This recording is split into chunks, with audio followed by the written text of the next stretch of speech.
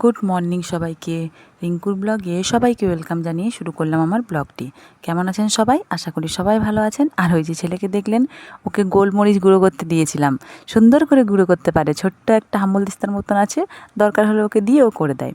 আর এই যে আমার ভাত হয়ে গেছে, আর এটা তেলে ভাজা করেছিলাম তো সকালে, ওই তেলটাই একটু আছে, ওটাতেই করে নেব। আর মাছের ঝোল করব, বেশি কিছু করব না আজকে। তো ফুলকপি আলু আছে, ওগুলো দিয়েই একটা মাছের ঝোল করে নেবো, আর একটা কিছু ভাজা করে নেবো, বাস তাহলেই হবে।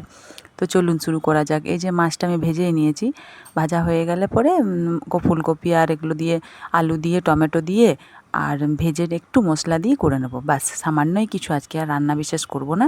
আর বাইরে প্রচণ্ড বৃষ্টি, আপনাদেরকে পরে দেখাচ্ছি। পুরো একদম বৃষ্টিতে ঝমঝম করছে। আর বর্ষাকালের মতন বৃষ্টি হচ্ছে, আর বিশেষ কিছু খেতে ইচ্ছাও করে না। সেই জন্য, কারণ আমি শুকনো শুকনো পছন্দ করলেও আমার বাড়ির লোক সবাই তো পছন্দ করে না, সেই জন্য আমাকে ঝোল করতেই হবে। তাই মাছের ঝোলটা এই যে দিয়ে দিলাম, জল ফুটে গেলেই নামিয়ে নেব, একটু সেদ্ধ হয়ে গেলেই। আর চলুন দেখাই আপনাদেরকে। এই দেখুন বাইরে প্রচণ্ড বৃষ্টি একদম। তো এখনকার মতন বাই বাই, পরে আবার দেখা হবে। বাই বাই সবাই।